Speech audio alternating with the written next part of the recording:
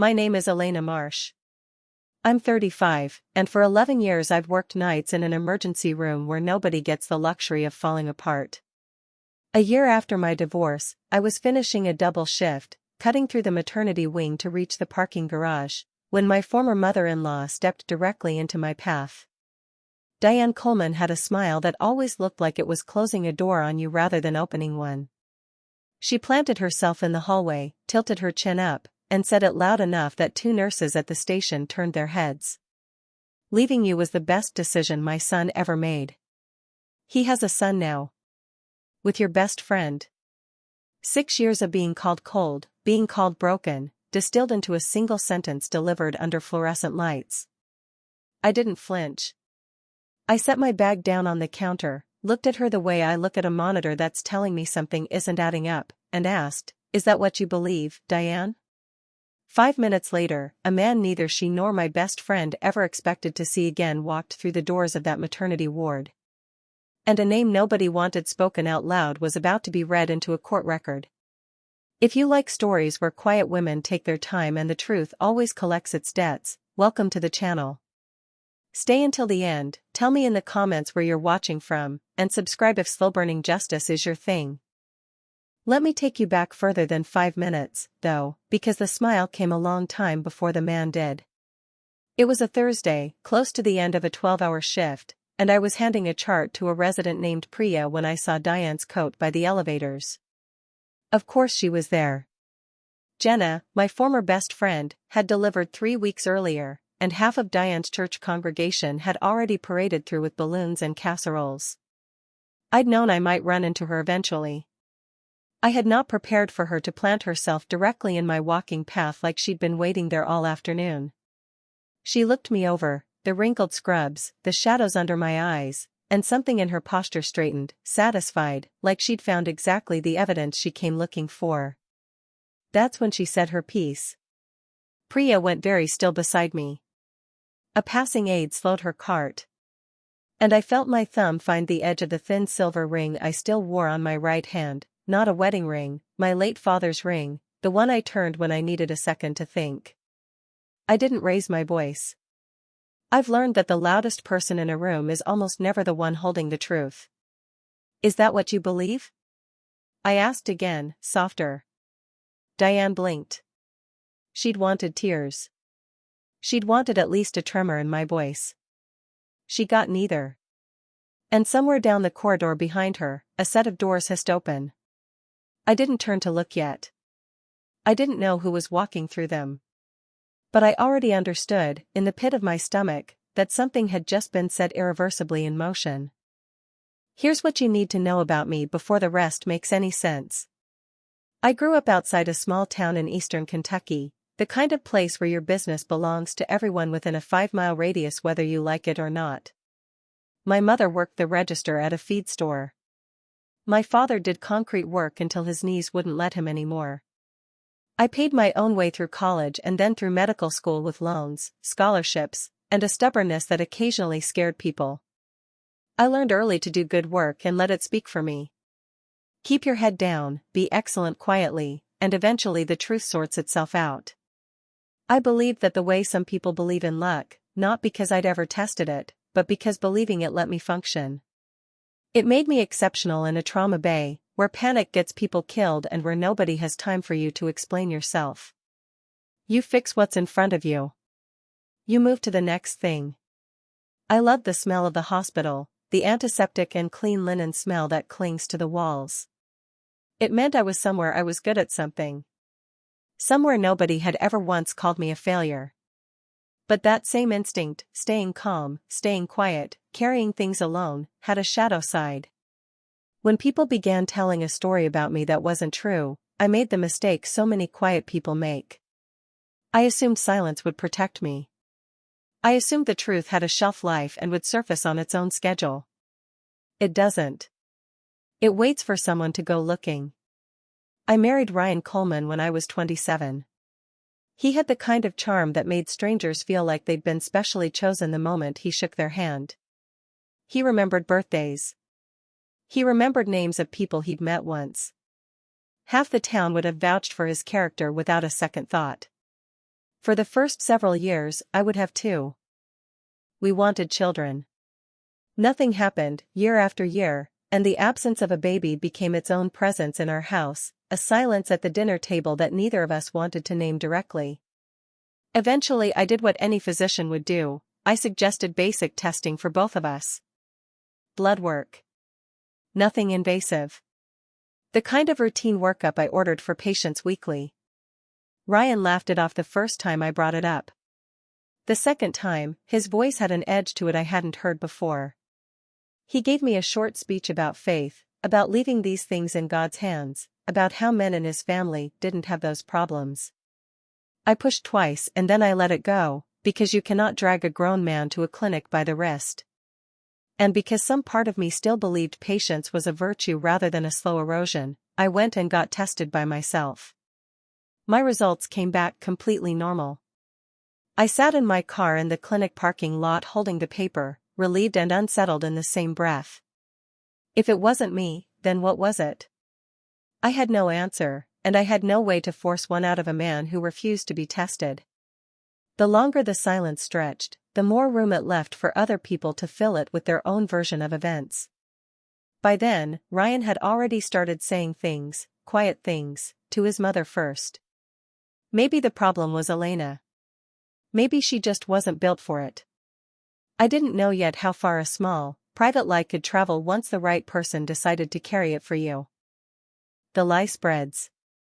Diane Coleman ran the women's ministry at her church the way some people run a small business, with agendas, minutes, and an iron sense of who belonged where. She'd raised Ryan alone after her husband died young, and somewhere in those difficult years she'd built her entire identity around one conviction: her son was proof that her sacrifice had been worth it. If he wasn't perfect, what had all those years bought her? So when Ryan murmured that the trouble was probably me, Diane didn't pause to question it. She picked it up and carried it like scripture. It started small, a sympathetic sigh at a potluck, a hand resting on someone's forearm, a lowered voice. Poor Ryan. He wanted a family so badly. Then it grew teeth. At a church dinner that autumn, Diane introduced me to a visiting minister's wife with a look of rehearsed pity. "This is Elena," she said. "My daughter-in-law. A doctor, if you can believe it. Such a shame about the children." The woman gave me a knowing, sorrowful nod, and I understood in that moment that whatever story had been written about me had already made its rounds before I'd even walked in the door. I stood there holding a paper plate in my good dress while Diane patted my hand as though I were the one who needed comforting. Then she said the line she would repeat for years afterward, the way other people say grace before a meal. "Some women just aren't built for it." She smiled when she said it. That was the worst part, she believed every word. She wasn't being deliberately cruel. She was repeating exactly what her son had handed her, polished and certain, with no idea the words were a lie wearing her own voice. I drove home that night and said nothing to Ryan. I should have. I was still waiting for the truth to sort itself out on its own. Jenna Cole had been my closest friend since we were 14. We'd met in a high school biology class and stayed close through 2 states, a dozen job changes on her end, and every major event of my adult life. She stood beside me at my wedding. She sat with me the week my father died. When the church gossip started wearing me down, Jenna was the one I called. She'd show up with a bottle of wine and let me talk it out, always seeming to know exactly the right thing to say. Looking back, every kind word she offered had a hook buried inside it. "You're so accomplished, Elena. Maybe motherhood just isn't your path. Ryan adores you, don't let his mother get in your head. You don't need a baby to be whole." Gentle words, every one of them, and every one landing squarely on the same bruise, reminding me of exactly what I supposedly lacked. I didn't notice how often her eyes tracked Ryan across a room. I didn't notice how she'd started knowing details about his schedule I hadn't told her. I was too grateful to have one person who didn't seem to be silently judging me to ask why she knew those things at all. People like Jenna don't take what's yours all at once. They borrow it in small pieces until one day you look up and it's simply gone, and they're standing in the middle of your old life as though they'd always belonged there. Ryan filed for divorce on a Tuesday. I came home from a 12-hour shift to a manila envelope on the kitchen counter and a closet that was already half empty. By the weekend he'd moved into Jenna's apartment across town, and the story about our marriage had already been written for public consumption before I'd even had time to grieve it privately. Elena was cold. Elena was married to her job. Elena couldn't give him children, and what man doesn't eventually want a family? Diane made sure every pew in that church heard it.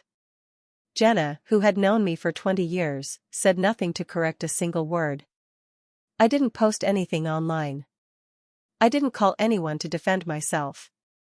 I went back to work the next morning, said a child's broken wrist, told him he'd heal fine, and he did.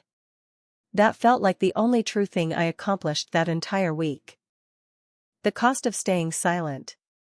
I want to pause here, because this is where I started understanding something important.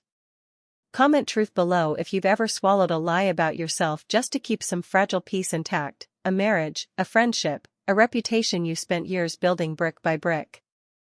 If you know exactly what that tastes like. The peace I was so carefully protecting was never actually mine to protect.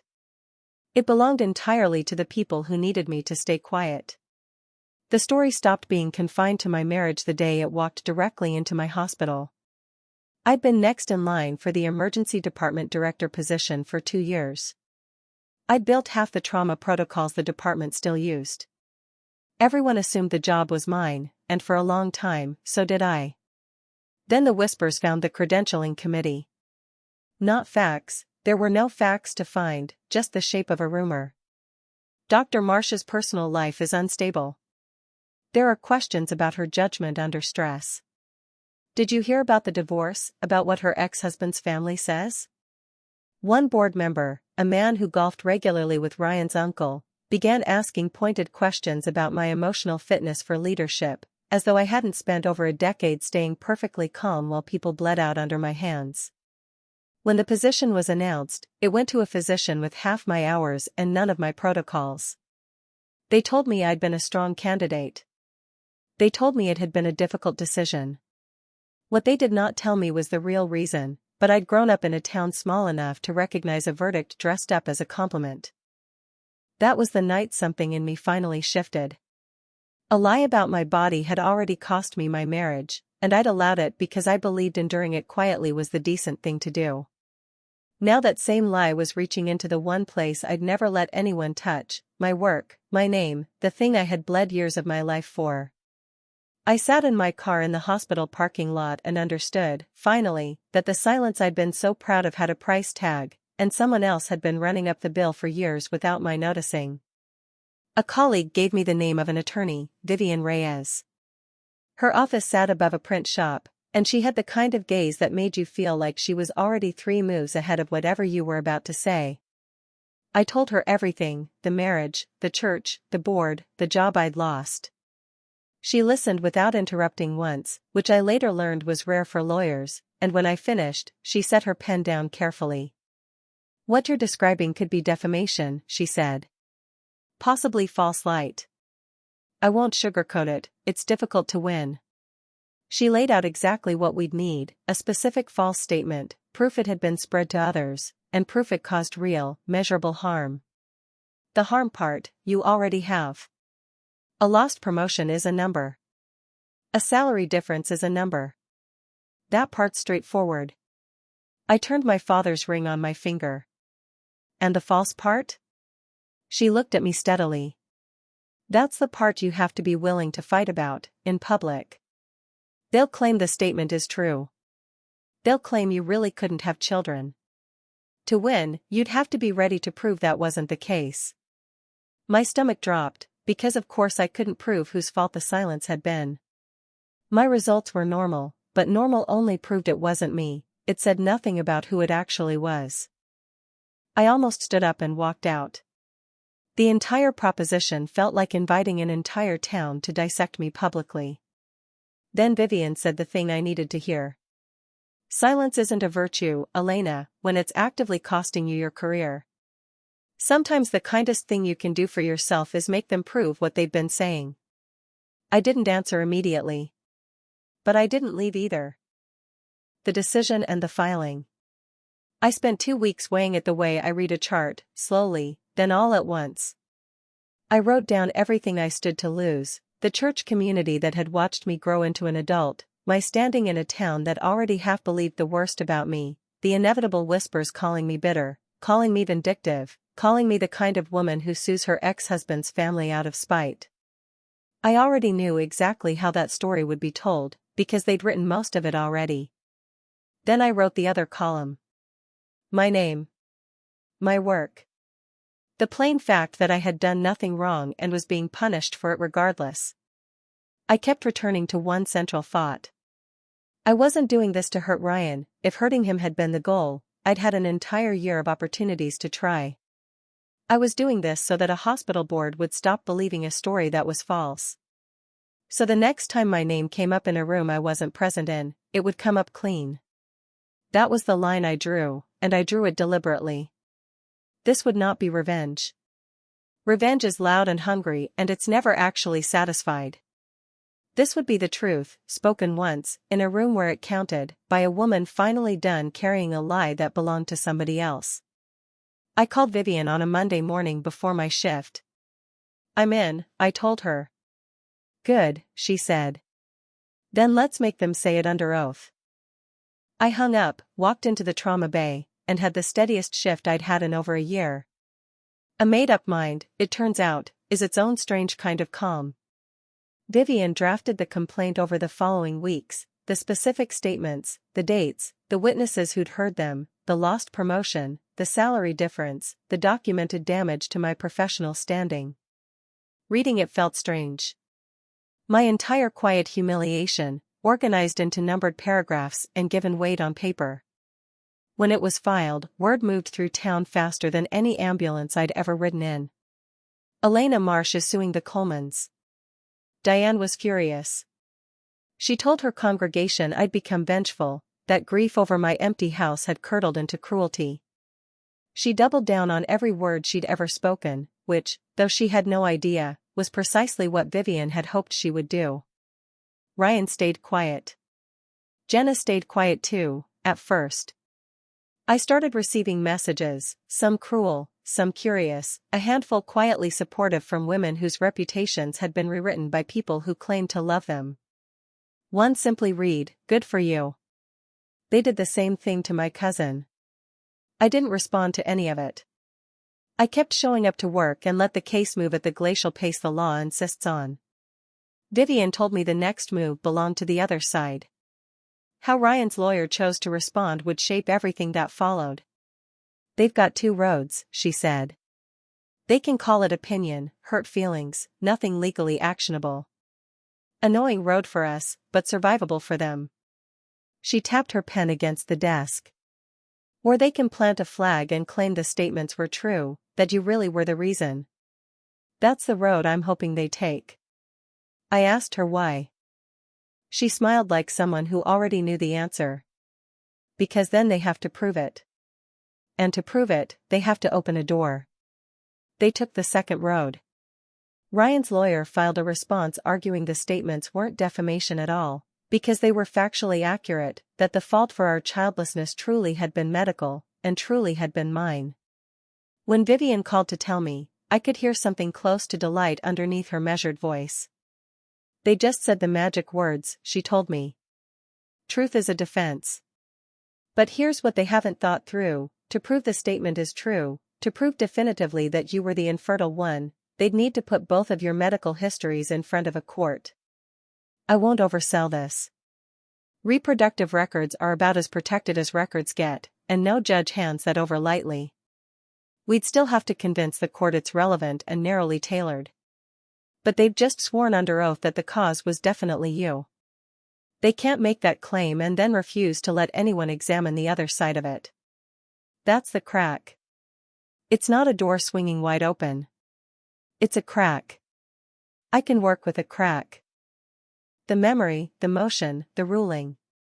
I sat down slowly at my kitchen table. "Meaning?" "Meaning," Vivian said, "they just put Ryan's own fertility into play. He spent years hiding behind the idea that it was you. By swearing to that in open court, he may have just handed us the reason to finally ask about him. I thought about him refusing testing all those years earlier, the short speeches, the way that particular subject always slammed shut the moment it turned toward him. I didn't say anything to Vivian yet. But something I'd buried a long time ago had just twitched, and I felt it move. That night I couldn't sleep, so I did what I always do when something won't sit right. I went back through the timeline in my head, slowly, the way you reread an old chart looking for the thing you missed the first time. And there it was, 7 years back. A morning early in the marriage when Ryan had driven alone to a clinic in the city for what he called a routine physical. He'd been gone the entire day. He came home changed, quiet in a way that wasn't like him, short-tempered over nothing, and he'd poured himself a drink before dinner on a weeknight, which he never did. When I asked if everything was all right, he said the doctor was incompetent, the whole trip a waste of a day, and he'd changed the subject so abruptly it left a mark on the conversation. Here's the part that kept me staring at the ceiling.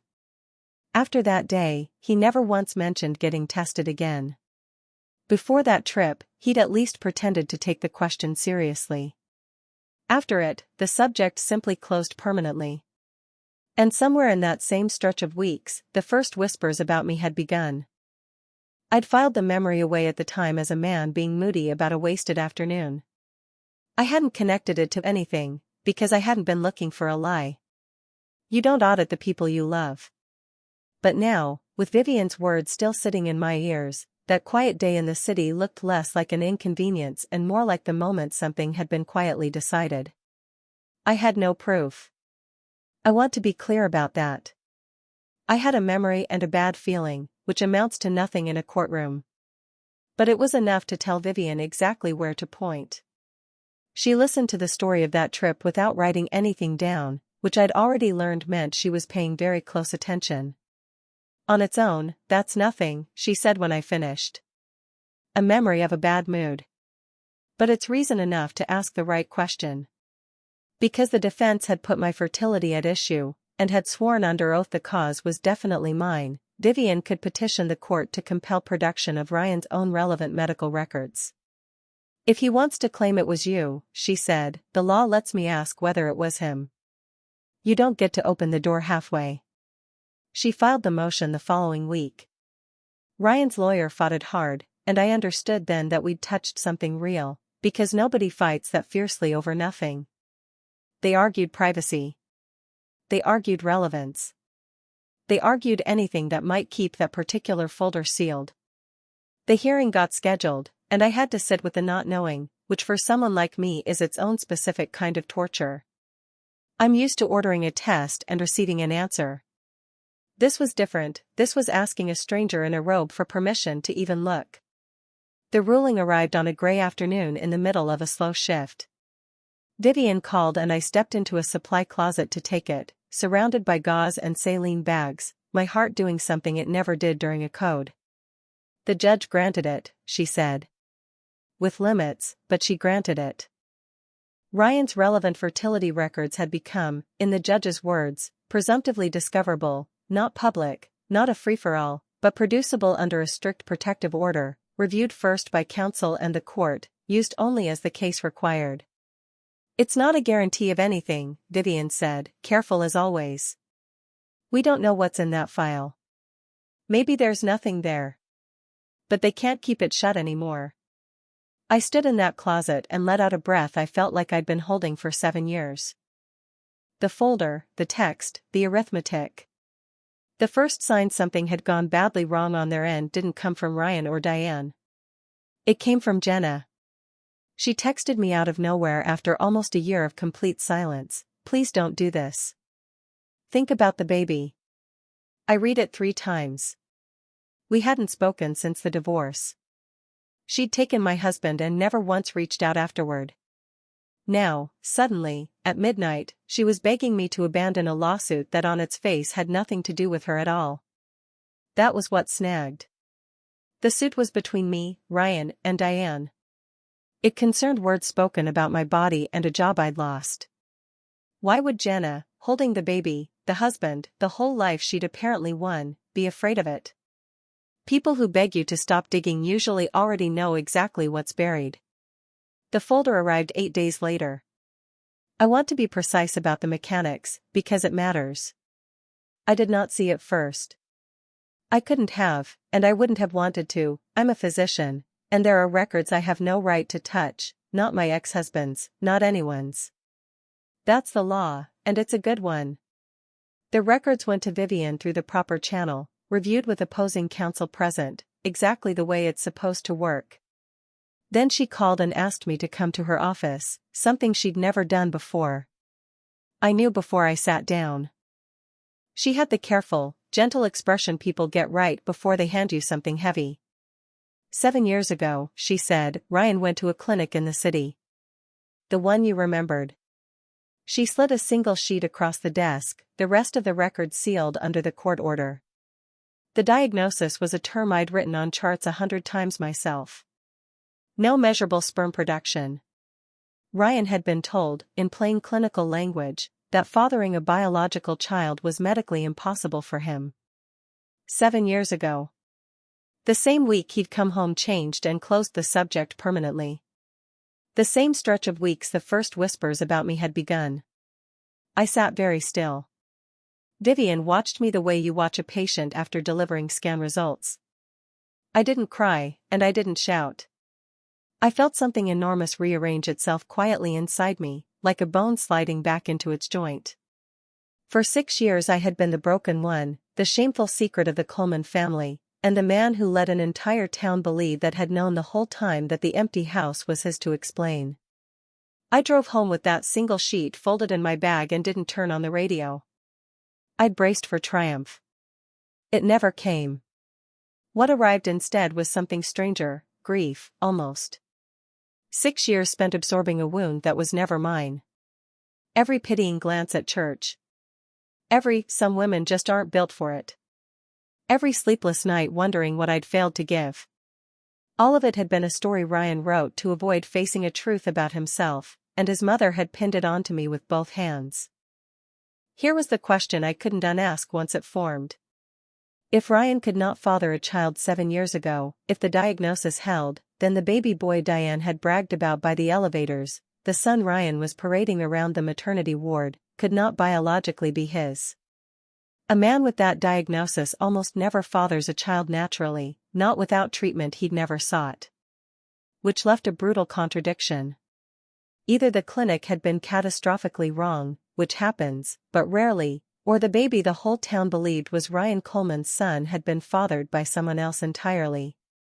Suddenly Jenna's midnight text made a horrible kind of sense. She hadn't been worried about my lawsuit bruising Ryan's feelings. She'd been worried about what a courtroom full of medical records might drag into daylight. Because Jenna knew something the rest of the town didn't.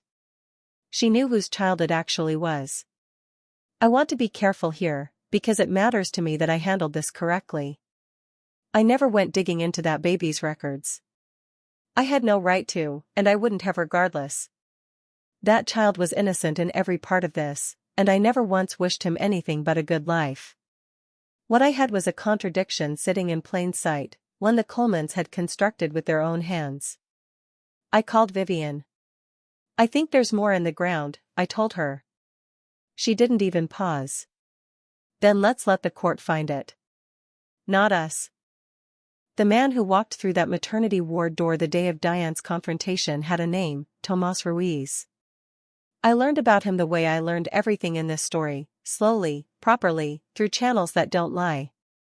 During the months Jenna and Ryan were getting together, Jenna had also been involved with Tomas, a quiet man who'd believed the relationship meant more than it did. When she chose Ryan, she cut Tomas off entirely, blocked his number, never mentioned a due date, never breathed a word about the pregnancy. She'd gambled he'd simply disappear. But the timeline hadn't sat right with him, and he'd kept quietly asking questions of the handful of people they'd both known. That very morning, one of them let the hospital and the date slip. So Tomas came to see the child he suspected was his, and the moment he stepped through that door, Jenna's face drained of every drop of color. I didn't engineer that moment. I didn't even understand what I was witnessing at the time. I simply asked Diane if that was really what she believed, and a door opened behind her, and an entire architecture of lies began quietly collapsing without my needing to lift a hand. The hearing and the aftermath. Ryan knew. That's the detail I keep returning to, the thing that turns this from merely sad into something closer to unforgivable. He'd known for 7 years he couldn't father a child. When Jenna got pregnant, he knew with total certainty the baby wasn't his, and he took the child anyway. He stood in front of his mother, his church, his entire small world, and let them all believe he'd finally given his barren first wife's failure a happy ending.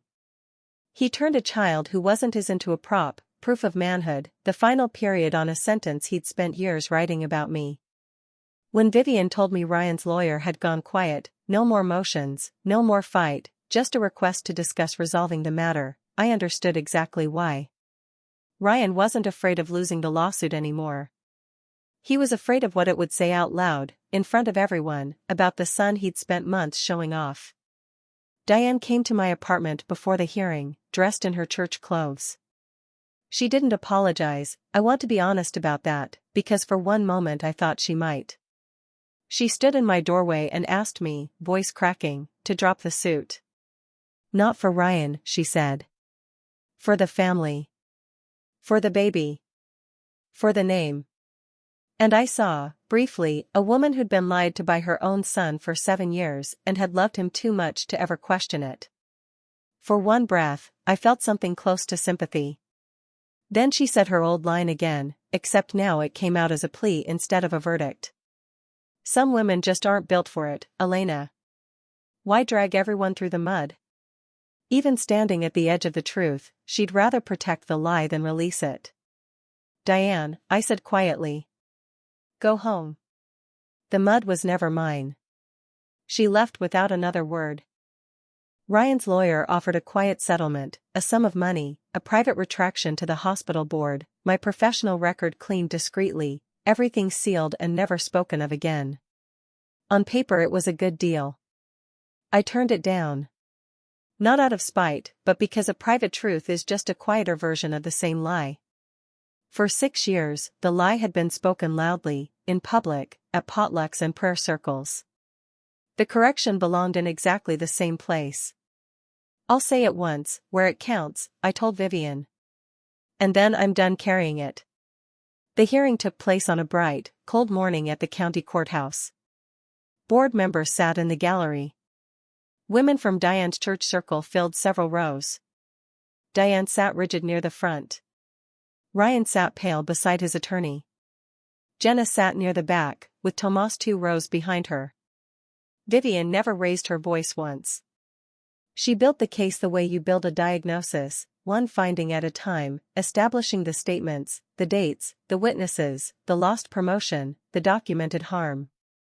Then she addressed the defense's own sworn claim that the infertility was mine, and asked the court to weigh the records the defense itself had forced into relevance.